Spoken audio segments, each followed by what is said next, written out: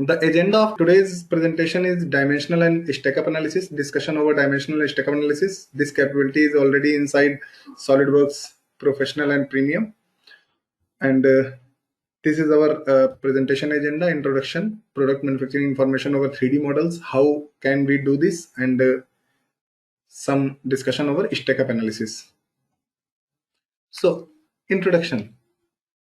Toll analyst is a tolerance analysis tool used to study the effects of the tolerance and assembly methods which have on dimensional stack-up between two features of an assembly.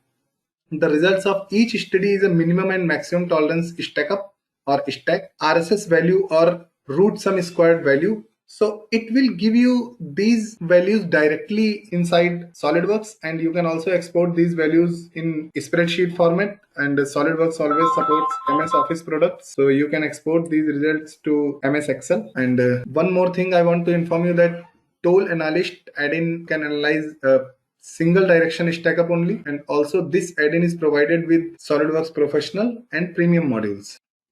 Okay, so the first point apart from introduction is PMI over 3D models. Generally, we are giving this PMI in 2D documents, but in SolidWorks, we can perform these product manufacturing information over 3D model as well. And also, these 3D product manufacturing information will be used by dimensional and stack-up analysis task. Okay, so quickly go through the methods of dimensional and stack-up analysis. Now, first we will start with 3D product manufacturing information. So quickly open a 3D model.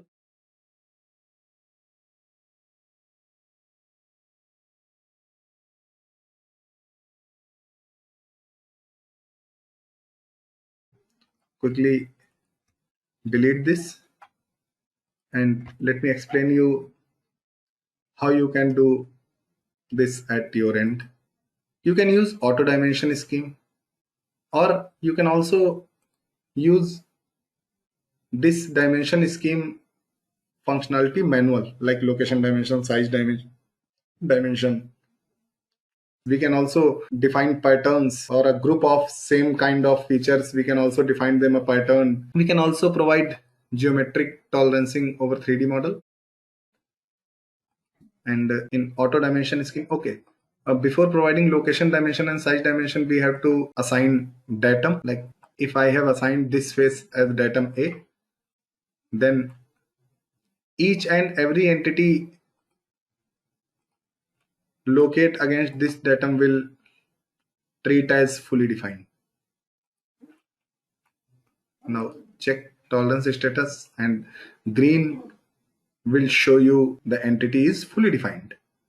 Otherwise, you will find yellow or red color. Yellow is for underdefined and red is for wrong definition.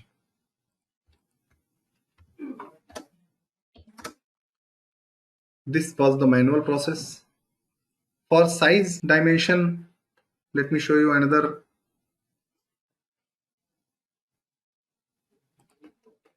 model. And apart from size dimension, let me quickly create another display state. And in this display state, I am going to remove the color. Okay, so what we can do with the size dimension, we can provide the size of different feature with the help of this size dimension tool. And now you can see. So this is how we can provide different types of dimensions.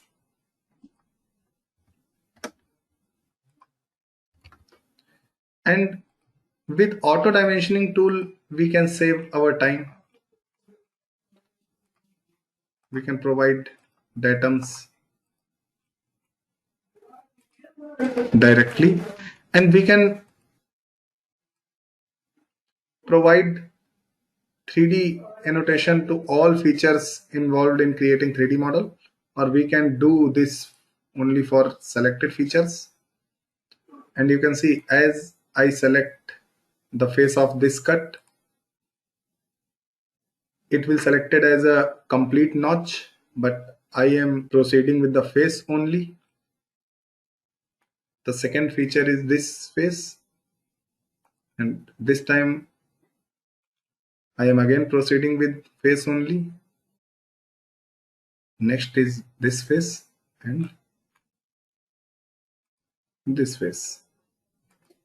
Okay, so quickly click OK, and the required features are provided with manufacturing information. One more thing you have to know in the case of 3D product manufacturing information, that you can control these plus minus or bilateral or any types of tolerance from this property manager,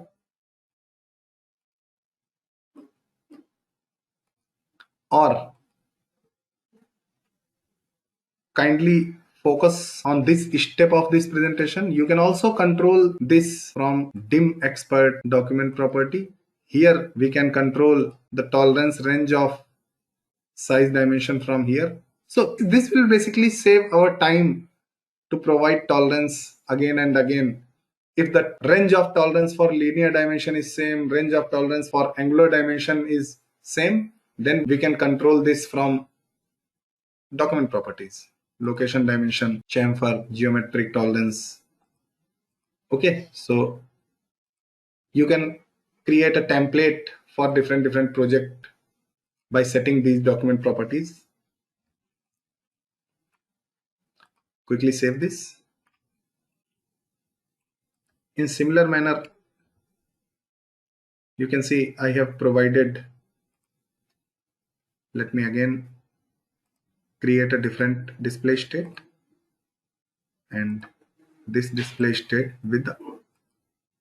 without color. And now you can see I have provided 3D product manufacturing information here also.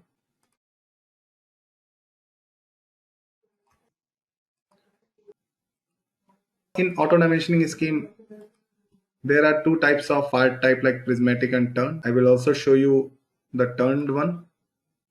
Quickly proceed with prismatic, and this is the time to select whole feature, as only this feature is required.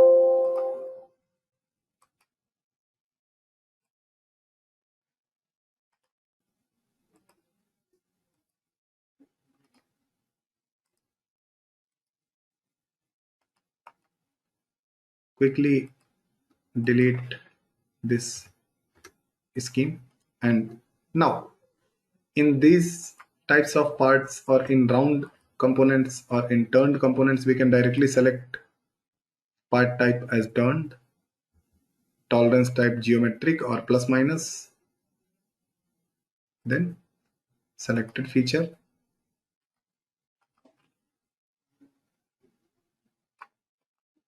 Okay, so this is the 3D product manufacturing information functionality available inside SolidWorks. So automatic permissible limit control, I have already shown you what is the automatic permissible limit control functionality. This is basically the permissible limit control through document properties by creating template or for each document separately. The next slide is benefits. Okay, major benefits of 3D product manufacturing information is that we can export with the help of our model based definition license or MBD license. We can export these product manufacturing information directly to our 3D PDF, or directly to our e-drawing files, or directly to our step 242. So these are the benefits of 3D product manufacturing information. With the help of MBD license, we can export these informations directly over 3D PDF or e-drawing even. So quickly move to stack up analysis. The major steps involved in stack up analysis are measurement, assembly sequence, assembly constraints, and analysis results. So first start with measurement. And you can see here there are two types of measurements. We can also term both types of measurement as a linear measurement. This 130 is also linear dimension, and this 2.5 is also a type of linear dimension. Basically, this is the clearance between two radial dimensions, but standard type is linear dimension. So I have already mentioned you in introduction slide that SolidWorks tool analyst add-in will perform stack up analysis in single direction. For the multiple direction stack up analysis, you can run different study for the same assembly. So quickly start with assembly. For both type of measurement, I will show you the demonstration of the tool analyst. Like I have created this assembly for you, and quickly I am going to delete this study. And you can create multiple entities in same assembly for different direction of dimensioning system or dimensioning scheme. Quickly resolve this assembly, and first you have to add your tool analyst from add-in, as it is also an add-in product similar to your PhotoView 360 or rendering tool, similar to your toolbox, similar to your piping cabling. So quickly run tool analyst. The first step is measurement. So here, what is my agenda? My agenda is, let me show you something that this, what is the dimension of this product, as this gap is by using measurement property. This distance is 202 mm. And what's about the block size?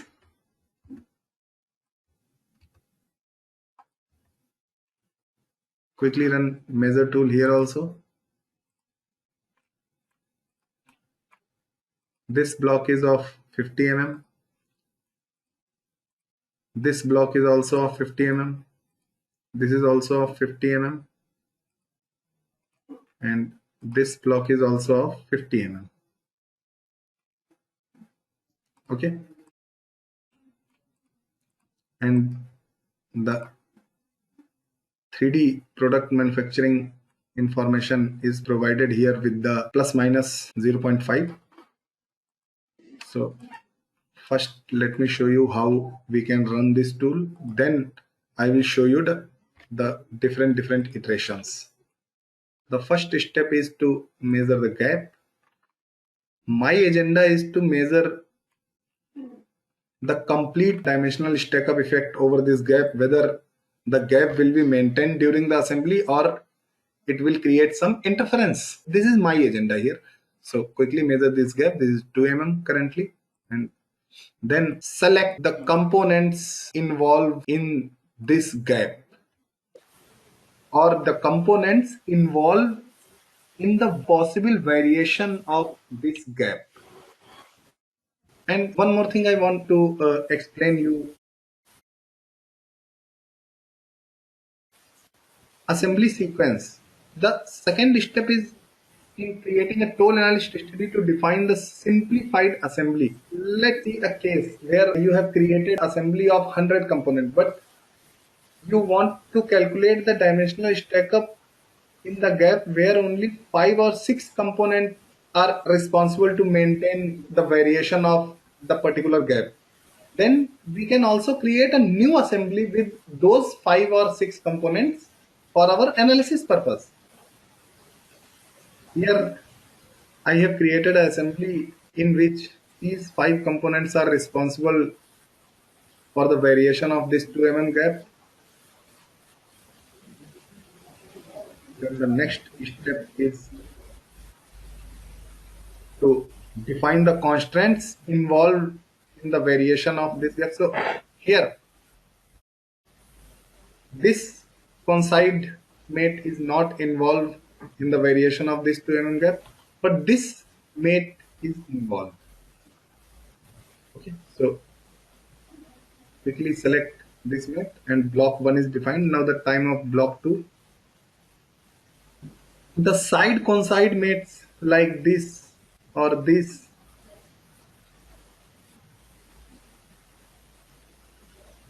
or this are not involved, but this coincide mate is involved to vary this gap. Similarly, this coincide mate is in the same direction of the dimension involved in the variation of this 2 gap, and here this mate is involved. So your constant collection is defined, and this is the final result of your analysis. So as much simplify you can create your assembly, result will be calculated in more simplified way. Okay, so this is the result. The maximum gap on the basis of the tolerance provided over this 3D part manufacturing information system is 5 mm, and the minimum gap is minus 1 mm. Minus always denotes for interference here. I am repeating my statement. Minus, minimum minus dimension is always stands for interference. Okay, so I will show you this calculation manually. Quickly open these components one by one. Let's say here the maximum and minimum permissible limit of this block is 23.5 or 24.5. Okay, and the maximum and minimum dimension for this gap is 25.5 or 26.5. In case of, in which case this gap will be minimum, when this dimension will be minimum and this dimension will be maximum. So minimum of this dimension is 23.5 and maximum of this dimension is 26.5 to 26.5. Let me turn on my calculator, and this is the time to calculate it manually. 26.5 minus 23.5. In the minimum material condition, the gap will be 203. Okay, let me open the block, any one block, because the width of all blocks are same and dimensioning system is same in this iteration. So interference occurred when all blocks are manufactured with maximum material condition, and maximum gap will occur when all blocks will manufactured with minimum material condition. So for minimum material condition in this block, the gap is 203 we have calculated, and for these blocks the minimum material condition will 49.5.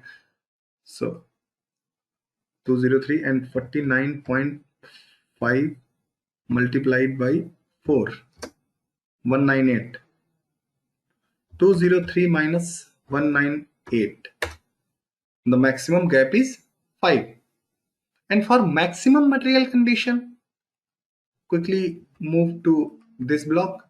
The maximum material condition for this gap will be 25.5 and 24.5. So quickly turn on the calculator again, and 225.5 minus 24.5. In maximum material condition, the gap will be of 201 mm, and the blocks will be of 50.5. Okay, 50.5 means 50.5 multiplied by 4, sorry, multiplied by 4, 202. Okay, so 201 minus 202 minus 1. Okay, our calculation is right, and the toll analyst results also right. So minus, I have already mentioned you that minus stands here for interference.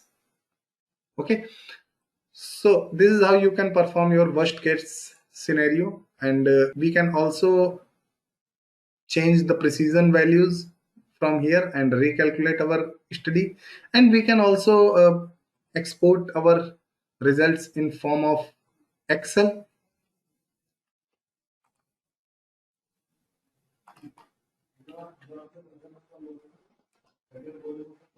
And quickly move to our folder location to see how the results are exported.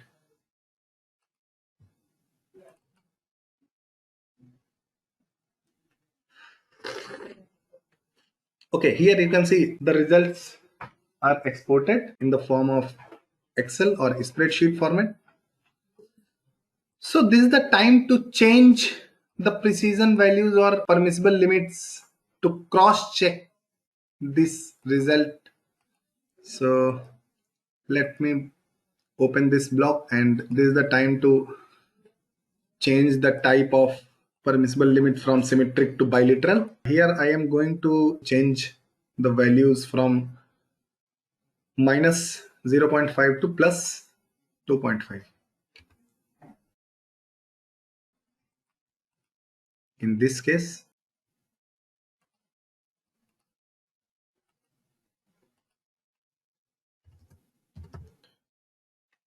minus 2.5 to plus 0.5.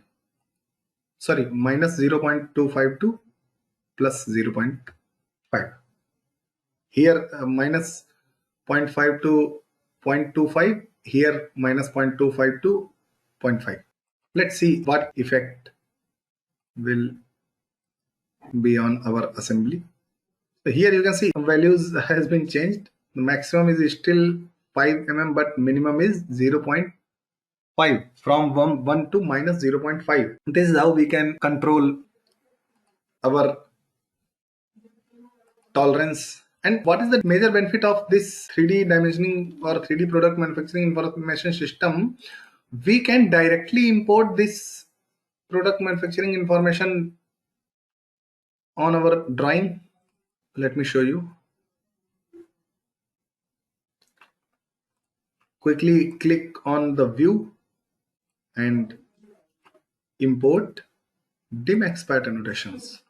Okay, I think many of us are already familiar with this process for model items, and this time you can also import these annotations which are verified in stack up analysis also. Okay, so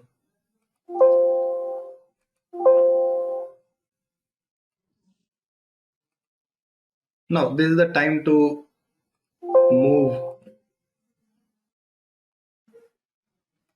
different assembly, and with this demonstration we will end this presentation.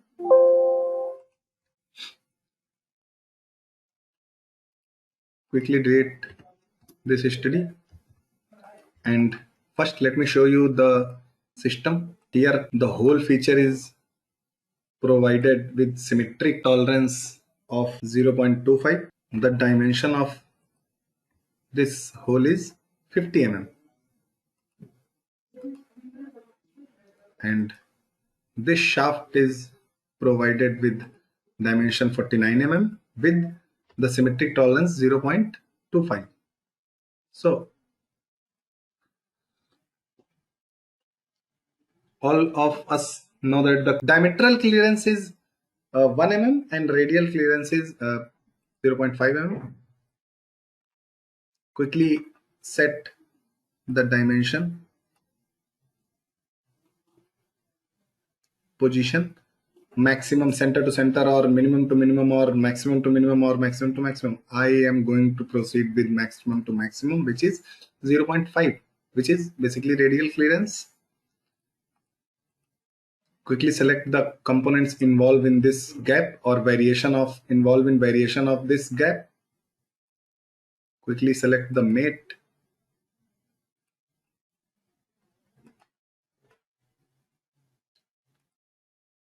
And now you can see on 0.25 symmetric tolerance the minimum and maximum gaps are in positive, so no interference will found in this assembly. The clearance will vary from 0.25 to maximum 0.75. This is the minimum clearance and this is the maximum clearance. You can directly show graphically from here, minimum or maximum. And also I want to show you that this option was available inside our assembly, previous assembly also. So quickly set it to resolve and edit our, and you can see the minimum and maximum option is available here also. So the property manager is same, no issue. And this is the time to end this presentation.